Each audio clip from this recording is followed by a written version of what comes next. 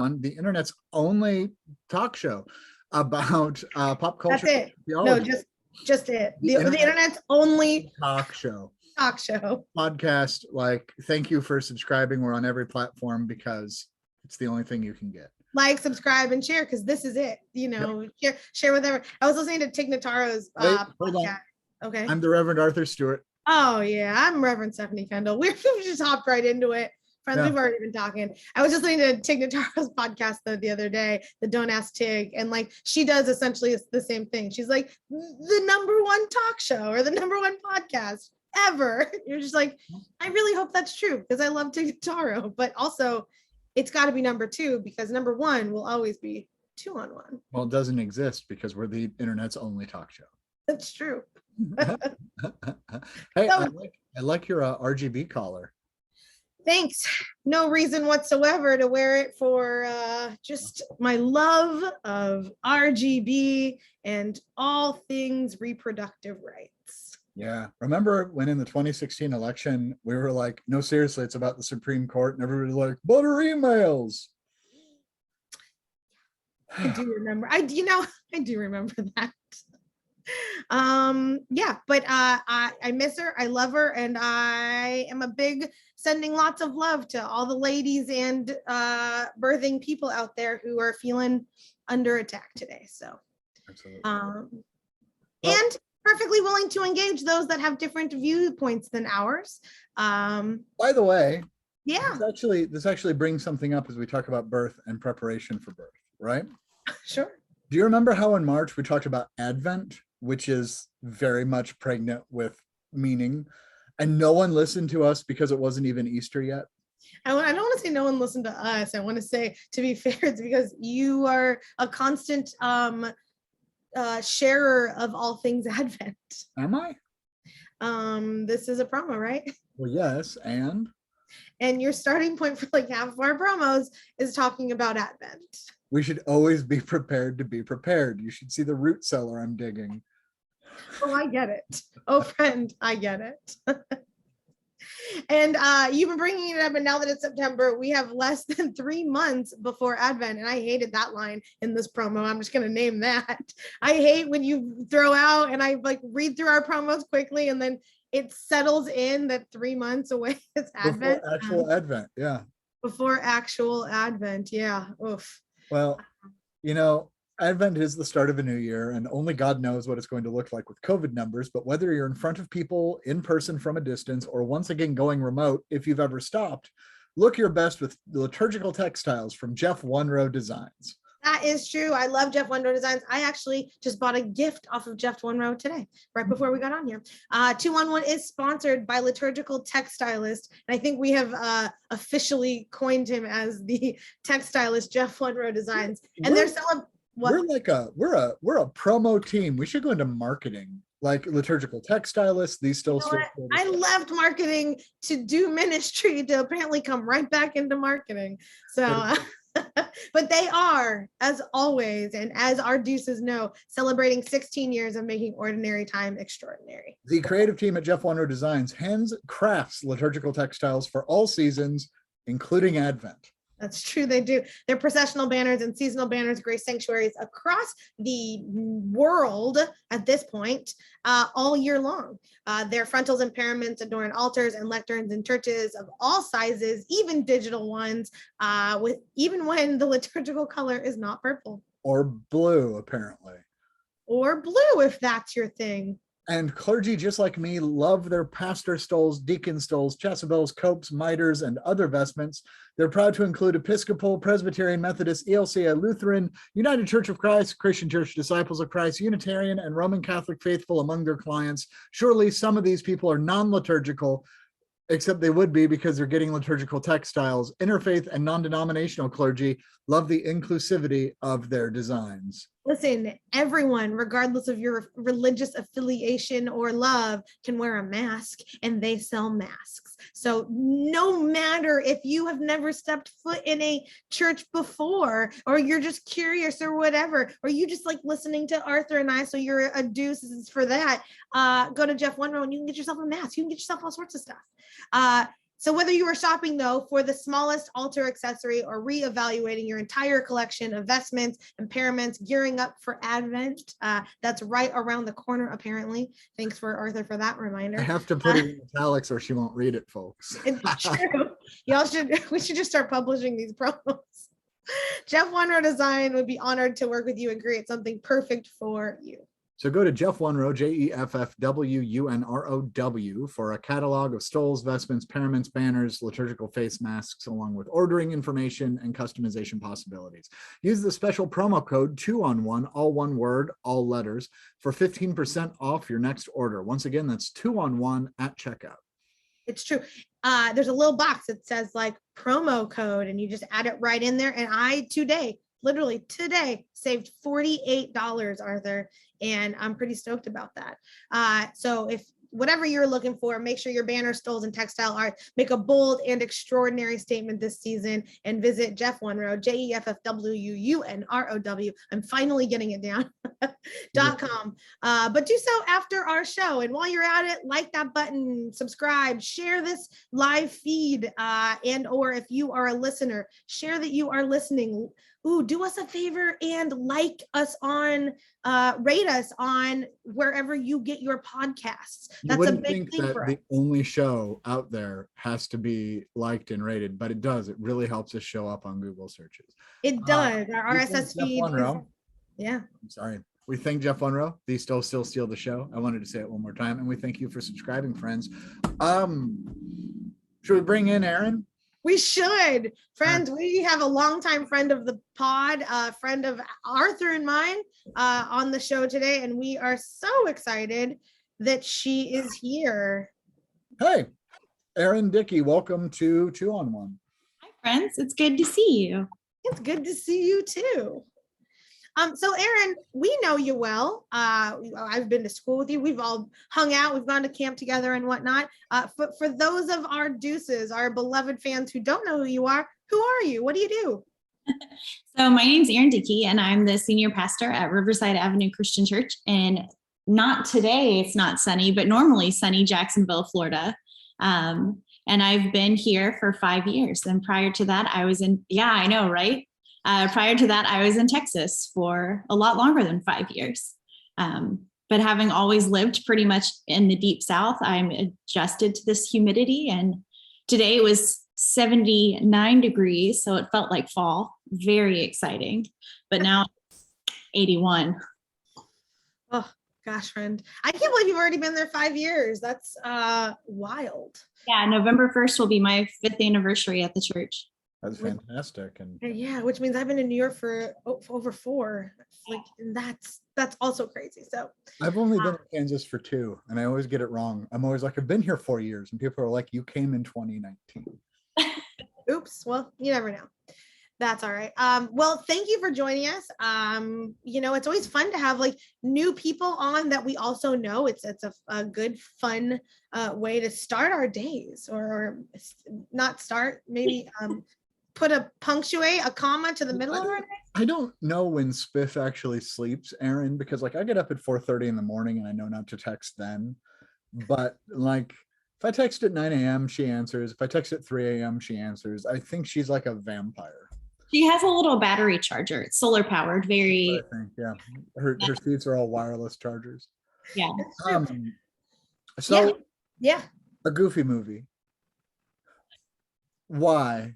Spiff and I share something in common. It is a fabulous bicycle product that I don't know if you can say the name of it. If it's we're not sponsored yet, but Peloton, give us a shout out if you want to come sponsor 2-on-1, the internet's only talk show, as we're now claiming. You think we'd have a lot more sponsorship, as this is the only thing people can access. It's weird. So we were both on a Peloton ride. It was a Cody Rigsby Disney ride, which Cody Rigsby is just the most fun, wonderful human being on the face of the planet. And then have Cody Rigsby doing Disney songs. And he included one song from the Goofy movie. And 2 of my favorite Disney movies are very underrated. They're Hercules and a Goofy movie. And he had both in there. If I could do that ride every single day of my life, it would be amazing. But since Spiff and I both happened to be on the same ride, and I said something about loving the Goofy movie, she said, hey, come on 2-on-1 and talk about a Goofy movie. And I was like, awesome. Haven't seen it in like 20 years, but I'm ready.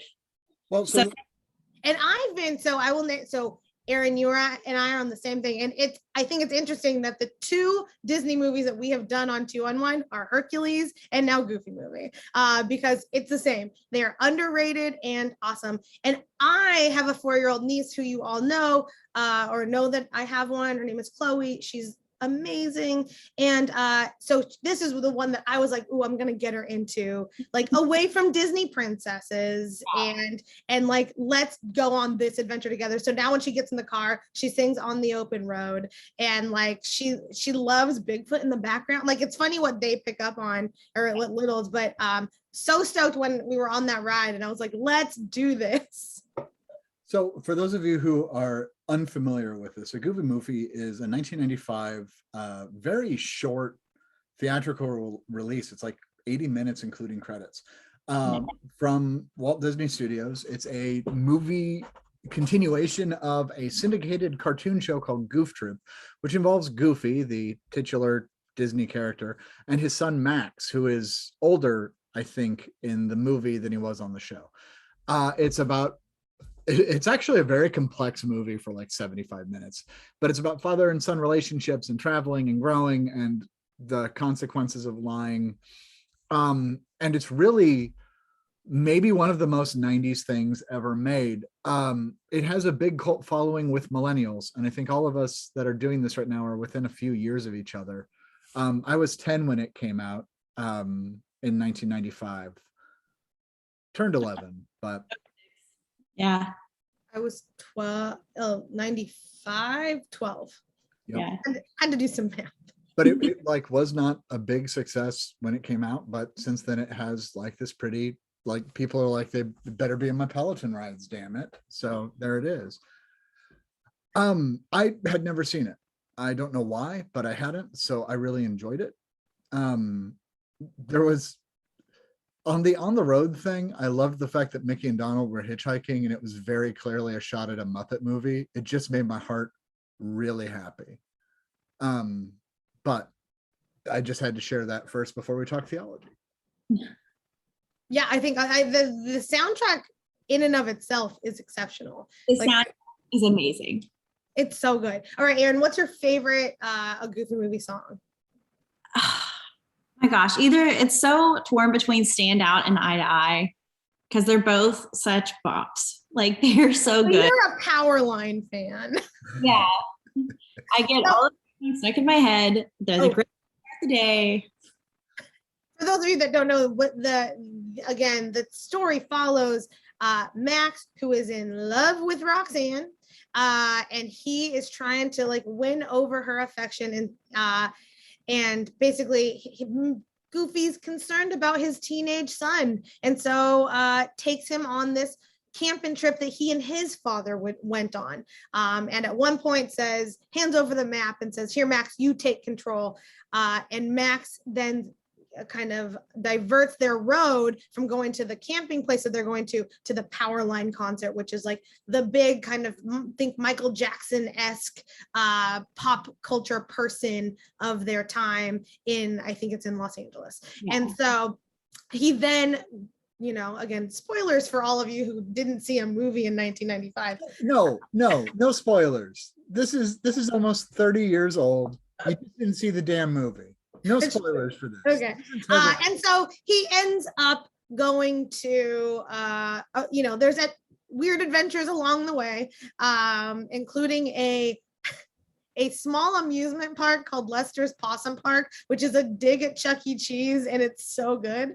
But then he ends up on TV and wins the girl's affection, and there's bonding and all of that. But Powerline, when we talk about, there are two very, I think, distinct categories of music in this film. And one is like these kind of power pop bops that are from Powerline. And then you get like On the Open Road and what's the one with Nobody Else Like You? Else But You, yeah. You, which is father-son duet as they're going along.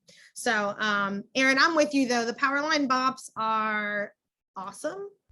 And and weirdly theological, but we can get into that later.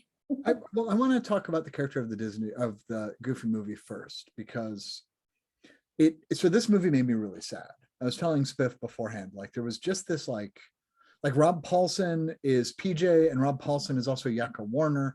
And like, it just like Jenna Von Oy and Pauly Shore being in the movie, I was like, it's the 90s. And I just like, my heart ached for this. Like, I think the world utterly changed with AOL Instant Messenger. I think that's when it started.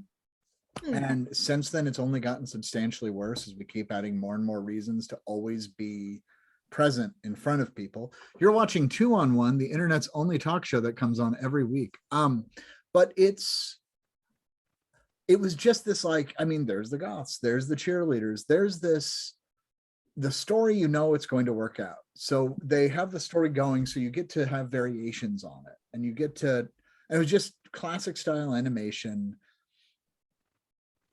You know, Goofy is not only like just odd, he's the old world.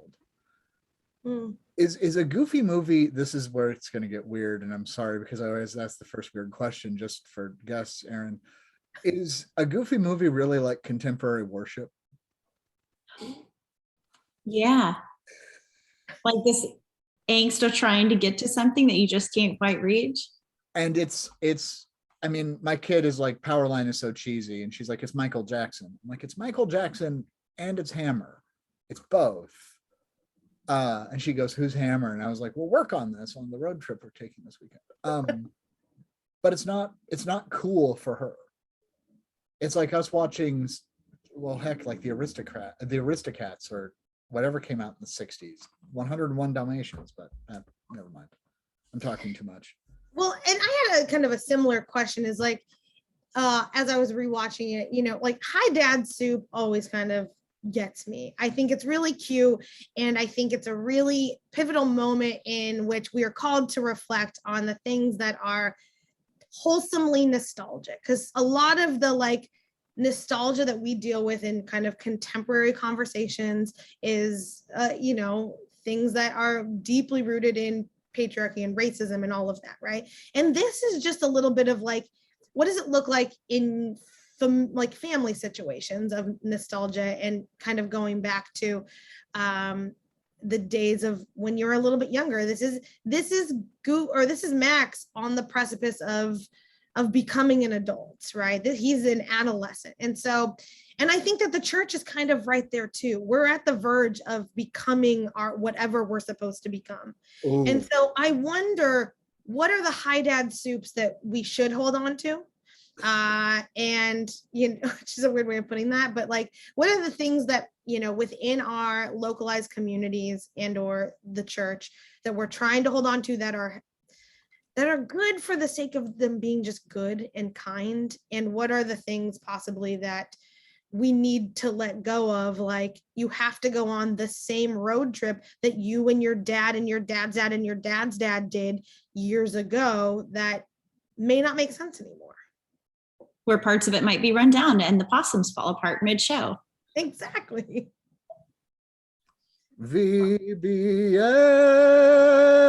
Oh, I'm sorry. That was. So I will admit, our church does not have that, and has not had that particular 3-letter junction in a very long time, because we recognize that it was not sustainable for what we were able to offer. And so our church has an art center that's part of it. And so we offer art camp, but it has paid instructors and it's open to the community, and it doesn't have a theological edge to it. But we recognize that, like, oh, this is what our community needs, and this is what we are able to pull off. So we thankfully have eaten the noodles that spell that particular acronym. That's a great way to put it. But also that seems to be leaning into the strength of who and what your congregation is. And I think that might be part of it, where Max isn't going to necessarily look like Goofy. That's what terrifies him, that I love the puberty. It's not a metaphor because it's very overt, but like that bridging into the unknown. I've been spending a lot of time in 2 Corinthians this year, and I'm in 2 Corinthians 5. Where, ding, ding, ding, for those of you who have a bingo card on Arthur's Paul on the epistles. But within that, it's everything old is passing away. You are a new creation in Christ. Behold, And it's reconciliation and transformation have to go hand in hand, because one is reconciled to God and therefore one becomes a collaborator. When Goofy and Max reconcile, what transforms between them? It's the whole relationship. What I had a question and I got back onto the movie. Sorry, give me a second. I'm going to think about this. Well, I think, yeah, go ahead, Erin. Well, taking that, like they each start to see what the other one needs. And so they're able to reach some type of compromise of Max recognizes his dad needs that connection. And then his dad recognizes that he needs a little bit of independence, but he also wants to understand the things that are speaking to his son. And so there was some like collaboration and compromising that needed to be done from both sides so that they could meet in the middle versus dragging one to the other, even though technically he did drag his father to one side, but his father willingly went by then. It was good. Well, he willingly went, and I would say that Goofy, unwillingly takes Max on the original road trip, right? Like Max has this whole plan for the summer.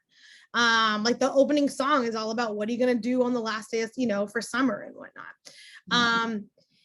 And I think that it wasn't anything good or interesting or useful. It was, I'm going to forget everything I've learned and sit on my ass. Yeah. Which just makes me happy that, sorry, that reminded me of like when cartoons actually had that character. Well, and it just, but the entire, the impetus of them having to go on this, this journey together and, where they end up and all of that has a lot to do with how we don't listen to each other, even in the same, these confined spaces of home or church or community. And so I don't know, what do y'all get from this as a form of a call to be better listeners to the people, even the people that we live with, but living the people we live with in a little larger construct, right? So our church people, the intergenerational spaces where we are want to kind of write off like, well, they just don't know what it was like. And, and that goes both ways, right? The conversations around like older people don't understand why younger people don't want to just pick up the phone and call them. And younger people are like, stop calling me, just text me. That like that misconnect of what it means to communicate, I think is highlighted here in lots of different ways of we just don't listen. Intergenerational listening is a lost art that I think the church could learn to use from. I don't know. What do you think? I think so. And listening and understanding. Our church is in a really unique position where this is our 100th year anniversary. And so we've too. Yeah, congratulations. Great year for it, right? Great year for Riversides, yeah. And so we've spent the past, several years really digging into the history of the church and talking about the history of the church. And it's been really exciting to see that. But at the same time, we're also looking forward to what's to come. And so there's kind of been this good mix of recognizing the legacy that's been there, but also preparing for the legacy that is yet to come. And so like one of the things we're doing for our 100th is on the Sunday that we're celebrating our 100th is tentatively, depending on where COVID is by this point in time, is we have 9 children that are getting baptized. And when you're starting your 100th year, like what a better way to do it than just instead of just reflecting on what has been, looking forward to what can be, but baptizing them into the same tradition and kind of teaching them of like, this is where we come from, but this is where we want you to take us. And we want you to show us where you want to go. Oh, I love that. If for the two of you, for the 2 Riversides celebrating 100 years this year, which is awesome. So thinking about this through the lens of Goofy Movie, heading out on this journey together, what have been your successes in historically and or currently in going off the path that 100 years ago, your communities drew a map of where they thought they were going? What ways have you gotten there? And what have you found to be successful ways to kind of go off course? I found out that our church pissed off the Ku Klux Klan in the 1920s, like had a cross burned on it. And I'm like, oh, we should do that again. Let's always seek to piss off the Klan. Yes. If the Klan is against you, good people are for you. And we're still finding our way through there. But Erin, I'm excited to hear about Riverside Avenue. So I was trying to think of, we've always been one of the more progressive churches in the area. Coming from Florida, the bar's not exactly that high, but we are really We are very progressive. And I think one of the ways was they recognized that the neighborhood that we're in, and it's been in the same location, it moved like a couple of blocks 6 months in, but the neighborhood that we're in is very much a transitional community. And it's bringing in more diverse families and more diverse populations. And they recognize that if we're going to work within our neighborhoods and work within our community, we need someone who's on that same level. And so they intentionally sought out somebody who had not been a senior pastor, who was not an older white man about to retire. And I was like, I can get you 2 out of 3 of those things, but so recognizing that if we want to bring in this generation, we need to start by having leadership in that generation while still honoring those that have been there. And so one of the struggles that our church really has is we have a lot of evening meetings because all of our people are working during the day because they're on the younger end. And so that's a good problem to have. But that's been probably one of the biggest ways is they recognize we want to make this change, but we're going to allow the people to be in place to make these changes. And they've done a beautiful job of it. We of course still have some ways to go, but we're following them. That's awesome. I think it's embracing the transition. Yeah. I want to talk about my favorite line from the movie, if we could. Okay, I'm ready. My friend Dave, every time he pulled out of his driveway when we were in high school, would say, "Goodbye, pile of broken wood." And I never knew what he was talking about. So like when that happened in the movie, for those of you who haven't seen it, they're leaving on the vacation and Goofy goes, "Goodbye house, goodbye mailbox." And then he runs over the fence and he doesn't notice it. And he says, "Goodbye, pile of broken wood." I have this theory, all right? Goofy totally knows he ran over the fence. Goofy doesn't care he ran over the fence because the fence has just become what it is. Goofy is only able to exist in the place of transformation. Or rather, I would like the church to look at the opportunity that comes from breaking down their fences and then saying, we have this pile of broken wood, what can we build? Because I think if we have damage like that, instead the church says, oh no, how do we repair? But it might be, how do we remake? I mean, what is it like being at a church that has said, okay, we're transitional and we want to change the way we operate? What are you tearing down and repurposing? What are you salvaging from this pile of broken wood? And what can the church learn from that? Well, and I think that you're missing a part of that step too. Goodbye, pile of broken wood says there is Sabbath to be had in the midst of destruction and reconstruction. You're that right. They leave on vacation. They leave on vacation. They don't fix it the minute he runs over it. They acknowledge it is there. They know that they're coming back there, but that rest as part of renewal and rest as the fulcrum between deconstruction and reconstruction, I think is overlooked often. But I do want to hear what Erin thinks about, my pile of broken woods. I think I really like that metaphor. And being in a 100-year-old building, we have a lot of broken wood. And we have a lot of broken sheetrock and a lot of broken bricks and a lot of broken windows and a lot of broken ceiling tiles. 100-year-old buildings are hard. And looking at how do we repurpose, some of it is how do we repurpose those spaces? Like we repurposed a sound closet that was holding boxes and boxes of cassette tapes to be the young adult Sunday school room, which is ironic because as an open and affirming church, they put the millennials in the closet and then the millennials were like, hey, we outgrew the closet, let us out. And so yeah, I think looking at are the spaces that we have functional for where our ministry is right now and learning how to adapt those. So we, right now, our adult Sunday school class, we have 3. But the one that's been a long timer one that has its own room in the church has started meeting in fellowship hall. Then another one meets offsite at Starbucks. Then I've launched a study that was going to meet in the library, but we had to use that for the youth room because it's handicap accessible and one of our kids is in a wheelchair right now. But because that got moved, I actually have my Sunday school class in the Sunday school class of the class that has moved into fellowship hall. Because of COVID precautions, it's causing some problems. Sorry, flexibility is fun. Spiff. Yeah. Let's talk about music, can we? Sure. Know all the words to Eye to Eye. Yeah, I think so. I mean, I think I know the words of this whole movie, to be really honest, because I watched it a lot growing up. And then it weirdly became my best friend in high school, Brian Dares, or one of my best friends in high school, Brian, he and I would go on these weird road trips together, and it was our road trip soundtrack. Well, it Because was La La Land before it was La La Land. That's great. Everybody like dancing. it really was. And then I have a niece now who we watch, you know, she's in the stage where you watch everything over and over and over. And so like when I am there, we watch Goofy Movie because she knows that it's one of my favorite films, and you know, and we watch it over and over again. And I think the music for what it is good.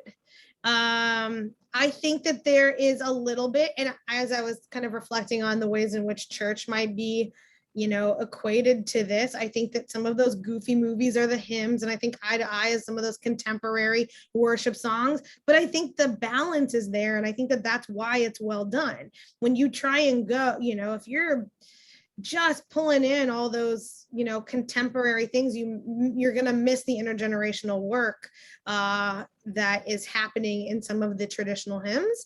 And I think if you only stick to traditional hymns, you're going to lose every person that has no longer any affinity for that type of music. So I think for us at the park, music has always been a really big thing. And our music director, Charles, is incredible, you know, a guest who has been on multiple times here. And we really do seek to embody music in a way that is intergenerational, multicultural, and just engaging to the spirit. And I think that Goofy Movie does that. Even Lester's Possum Park's song that like leads into it, right, is funny, and there's even like a stutter to it when the things break down, and it gets stuck in my head sometimes. It's catchy, and if anything, it pulls you back in ways that I would hope good music at church does as well. Even the songs that you may not like, you can hear them, you know, later on. Goof Troop's not trying to be a movie that it's not. It's not even trying to convey people or characters that they aren't. Like Goofy never tries to be cool because his name is literally Goofy Goof.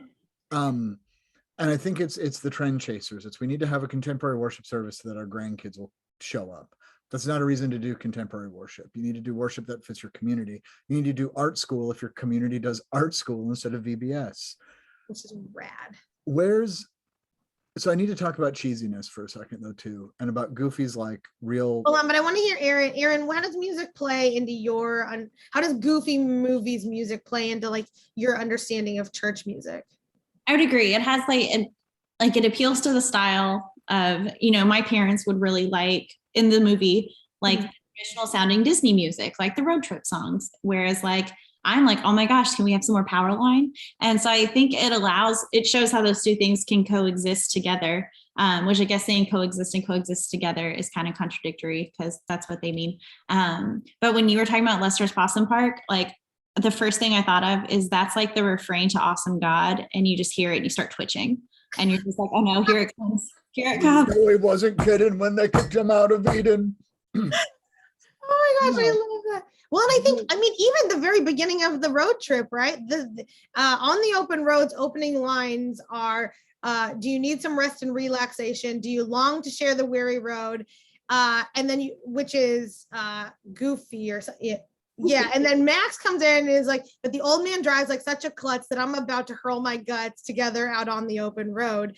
And like, even right there, you see this music take different paths and yet bring people together and say like, we're going to try and make space for both. And on that space or on the open road, they run into all the people that you journey in through this life. And I think that, and they all have something to say and contribute to the melody of that song. And so that song in and of itself, I think is a really interesting metaphor for like the journeys of faith that we take. Because whether or not you like it, some people are going to chime into your song and they're gonna change the narrative that's happening. Because Goofy wants to sing a song about going with his kid, and Max wants a song that is either going to let him stay home or kind of diss on his dad. But then you get you get people, like Donald and Mickey, and you get people you don't know, like, just the other characters. And there's counterpoint. Like the song works well because they're singing at the same time very different things. Yeah. I think their journey started out of brokenness. It was when the radio started because they were fighting together. And then from the brokenness, they found a way to go along the same road together. I do love the 8-track tape player. And this actually brings up cheesiness. So and honestly, Erin, we haven't spoken in years and years, and I regret that. And I'd like to talk to you after the show about a couple things. When we were all in person together, for those of you who don't know Erin has this uncanny knack to be able to turn anything into a pun, like almost, actually, no, frustratingly so. But I think it was more out of jealousy that I got frustrated than anything else. But Erin, I think if I had an adjective for you in a lot of ways, it would be so comfortably like lame. And I don't mean lame in a bad way. You are what you are, but you're also fine being just kind of a cheese ball. And with the puns, I'm sorry, this is really not meant to be rude. And I was like, lame is the wrong word. I'm gonna name that. Well, and I say lame, like I would totally play my 8 tracks of High Hopes for my kid. That kind of lame, like secure, comfortable. And I think a lot about Goofy, where he's where he's supposed to be. Like he's great as a photographer of little kids. He's doing his best to raise a son that he doesn't know as well as he wants to. He takes steps for it. And he's a single parent. Yeah. Incidentally, now I just want to see a spinoff of Goof Troop, like in the vein of How I Met Your Mother. Oh, kids. What? So when we talk about church, of like growing into Barney would just be Barney the dinosaur. When we talk about the church growing into like being what it is, does the church need to accept the fact that it's kind of goofy, it's kind of lame, it's kind of cheesy? Like how do we do that? How do we make the good news and the promise of transformation also like you're going to be a huge ass dork? So we did this summer, we've had a lot of new members recently during COVID, which has been really exciting. And so we did a whole summer worship series where we broke down every part of worship and talked about like why we did it and what it looked like and stuff like that. And part of that was just recognizing that some of the stuff we do is weird. Like we did that too. We haven't talked in 3 years and we do the same stuff. It's weird. Sorry. It's some of the stuff we do is weird, and we just need to accept that that's who we are and accept that, like live into itself. And along with being really punny and cheesy, I'm a super emotional person and I cry at like the drop of a dime. And I cried through like almost every sermon at least once a Sunday, because just talking about how much I love the church and like what the different elements of worship have brought, like how it has connected me into the church and what they've meant to me, and to watch them like throughout my childhood until now and to be part of that. Like just living into this like goofy thing where we say things back and forth to each other and we read the same thing and we sing songs that have funny words in them that we probably wouldn't use in a colloquial conversation. But I don't know, sometimes I like to throw in a thee and a thou and a forsake, but it was, yeah. And so the response to things is rebuked. As long as we we need to embrace our weirdness as a church, and that's just who we are. And like our church is a pretty traditional one as far as like worship service, and like we have the traditional like stained glass windows and pews and everything, and we just embrace that that's who we are, and we can't change who we are. I mean, we can change who we are, but we embrace who we are. You can't become who you are without being who you are. Yeah. Or without knowing who you are. You can't grow into something new if you don't know who you are. Yeah. And so I really liked, I mean, Erin, I've called Erin for several occasions and being like, I need to name this, what's something punny, or like, so, and I like to think that I'm pretty good at like, I can turn a phrase, but there's no one quite like Erin Dickey who can do that at the drop of a hat in a way that is such a gift. Like I can own now, like with years of like counseling and work in sobriety, like it was just jealousy. That's all it was. So like, whatever. No, I love it. And I think you're right in that we need to embrace just, well, and so it's embrace who we are, but that knowing that who we are is not a monolith and or a single, Goofy movie is not I would actually say it's more about Max than it is about Goofy. Yeah. And so, but we know who Goofy is and we know who Max is. And at the very end, and so here's where this was the question that I wanted to ask today. So at the end, they make it to the Powerline concert and Goofy ends up on stage, like, you know, good old Goofy ends up on stage with very hip Powerline, and Max yells at him, "Dad, do the perfect cast," which is Goofy has been talking about how when they get to this lake at the camping place they're going, there's this perfect cast that you do to catch a fish or to catch a thing, right? And so, and he does the perfect cast and it becomes this dance craze that then everyone loves. So my question to both of us, all of us, what is the perfect cast that we have in our kind of tradition of our own that we can bring out, that kind of is the thing that connects generations? It's the table, at least in my experience. I have a lot of opinions about the table. I have a lot of opinions. I don't let people say I take communion. You don't take a damn thing, you receive it, you give it, you never take it. It's not yours to take. It's not to be consumed. It's to be. There's something about receiving, and there's something about serving the person next to you. And I've done it one time where I once arranged a board meeting and made people sit in assigned seats next to people they didn't like. And we started and ended with the table. So they had to turn to the people they didn't like and say, "This is the body of Christ. It is broken for you." And that works young and old, new and seasoned. I was similar of it's, I mean, of course we're disciples, we're all going to say that, but that it is communion and it's the willingness to open the table and to bring, like whenever the discussions with COVID started, one of the biggest questions is how do we do communion? And communion was so central to our worship that we had to find a way to do it, whatever way it was, we had to find a way to do it. And so learning that communion is possible through every circumstance and that the opportunity to come to the table exists, whether you're coming to a physical table or joining at your separate tables, but then sharing in that same spirit together. But then not just saying that all are welcome at the table, but then really living into it. And so we can't say that we welcome everyone to the table, but then, for example, like maybe our tables are not accessible to people, or like one of the big struggles with the prepackaged communion was it was hard to open. So people who had hand trimmers weren't able to share in communion, and that's not okay. And so finding ways to, if we're going to say that all are welcome to the table, finding ways to make tables accessible and communion accessible, and to make communion not necessarily safe, but to embrace that it is a bold and dangerous act to be that hospitable. Not to make it safe. That's a word in the time of COVID.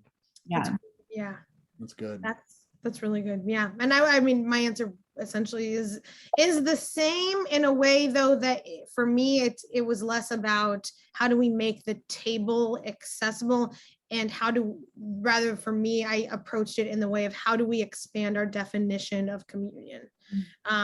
So it was, you know, what does it actually mean to partake of, you know, the bread of life and the cup of grace? What does it actually mean? You know, is it the same if I am in my home for 4 months by myself?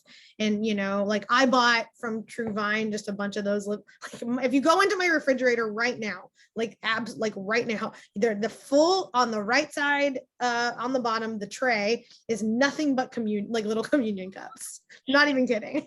I'll post it to Twitter later for the dude. Please do. I'm going to retweet that. It's literally just a bucket of communion things that I take for myself because I wanted it pre-prepared for me so that it felt connected. And we every Sunday, you know, talk about whatever it is. It doesn't matter. Like, let us know what you're eating, you know, because I want to make sure people are eating. Not necessarily communion, but like, do you have food in your house? Like, do you have, you know, like if someone says, and we've had it done before, like, especially in New York when you could not get groceries, you know, it was really hard. It was like, okay, like people were like, oh, I didn't have anything in my house for communion. So then you could call and say like, hey, what did you mean by that? You know, and get a little bit more, get curious about, you know, why they had this impediment to the table or to communion. Then it was like, well, I needed the bread for my kids' lunches or whatever, and it's like, okay. So then it's like, how do we get things to each other? And so for me, being able to provide food for someone outside of worship, outside of all of that, becomes communion as well. And so that is kind of my perfect cast in the, how do we, the table is the reason I am disciple. I've talked about this before. I came to church as an adult, therefore I got to choose my denomination, and got to choose the things that I liked about the people that I wanted to worship with and the theological understandings of that. And the table as one that is not ours, but is of God's to give, is something that I've always really appreciated. And my final interview or ordination interview, someone said, like, would I serve communion to someone who openly does not believe in Christ? Like a Muslim person comes up to the table and it's like, yes, of course, because something in their spirit has led them to this time and place to receive this nourishment. Maybe it's the only nourishment that they have. And so, like, what does that look like for us to cast? The perfect cast for me will always be communion, because it is the connection of the incarnate God here, now, and through us all. It's the question of, have you been fed? And Yeah.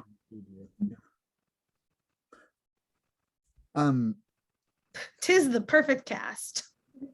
Damn. I didn't expect things to go like deep and wide with a Goofy movie. I know I say that a lot. Like, we oftentimes have subjects where I'm like, yeah, whatever. But like a 75-minute Disney movie from the 90s. It's worth watching. Okay, can we go? We haven't hit on one thing that I want to, and it's the difference between, so Goofy and Max live kind of a more humble, life together, father, son, doing their thing. And Max has a best friend named PJ, and his dad, and they then decide after Goofy and Pete and Goofy have been, kind of, he was a bad guy in the Goofy he's cartoon. the bad guy. Yeah, they've always been adversaries in that world. Adversarial is a much better word. Adversarial is great. And so in that world, because they also kind of sometimes help each other, like they're not complete enemies or villains. It's just the world of Goofy is very much the world, and I appreciate that it's not so cut and dry that who is good, who is not, whatever. But Pete owns a radio, like essentially Radio Shack back in the day, and he's well off, and there's class at play here, and the classism of the kind of humble tent that Goofy wants to build, and this giant RV that Pete and PJ bring into the experience. And I think it's interesting that it's not villainized, but it's also not named. And I'm wondering what we do with that in the spaces, because they don't have a better time. One does not have a better time than the other, I would say. Well, and maybe Goofy and Max probably do, because they actually get to go.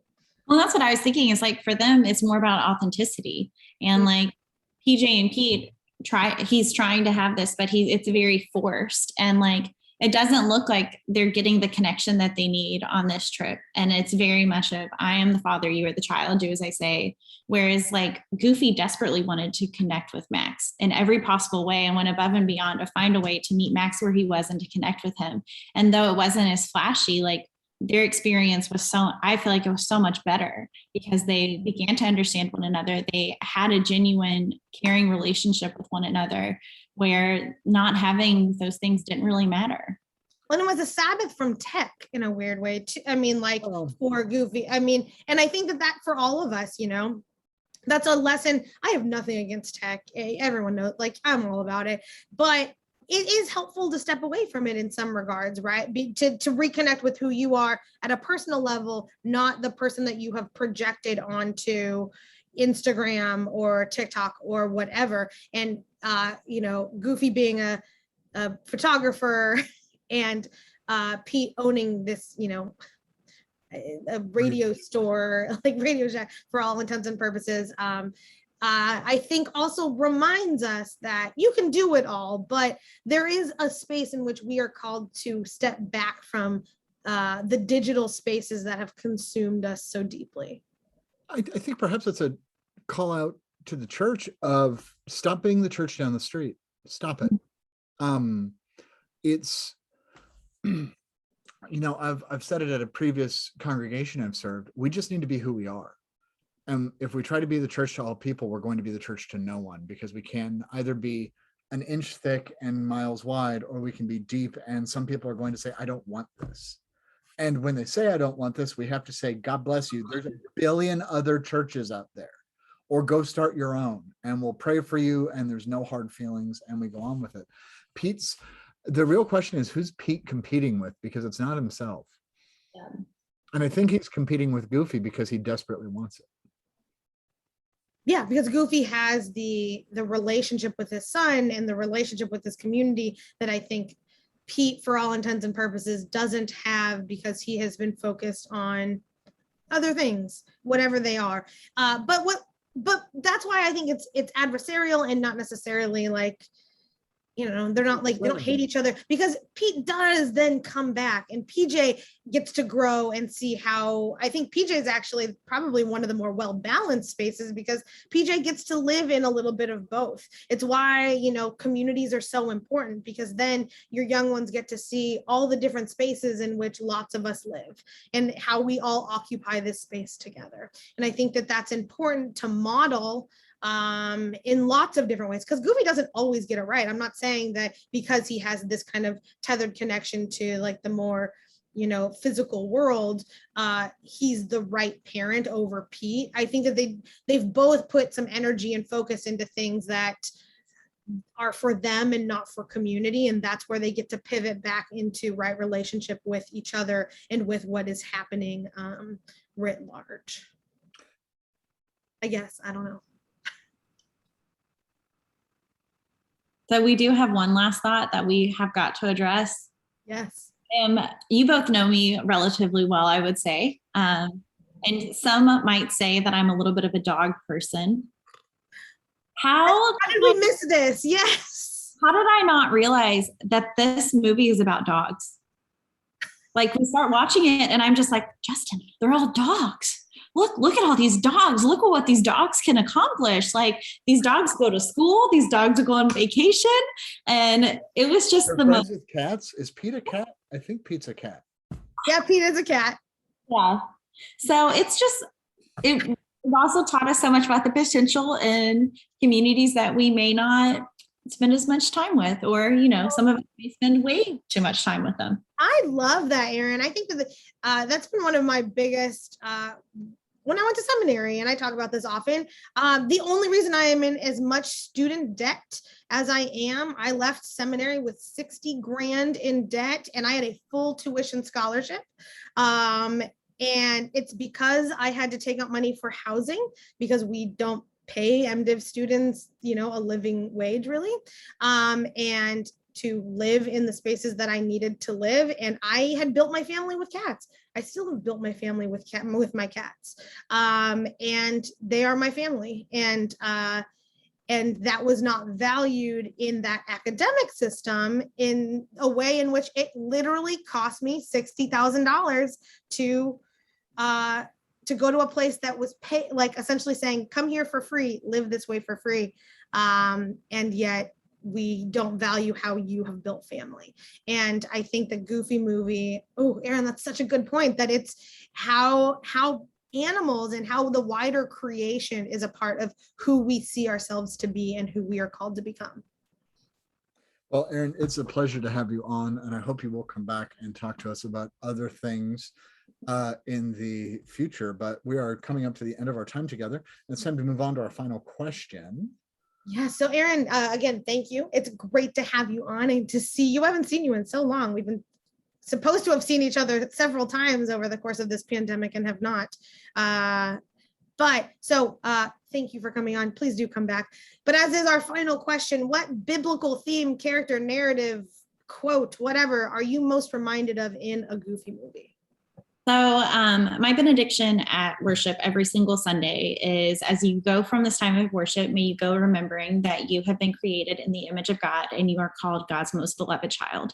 And that came to play because someone at some point in time told me that not everyone was a beloved child of God. And so I made sure that I said it every single day during worship. It's printed in the bulletin. And when you get off the elevator at church, there is a giant banner that says you are a beloved child of God.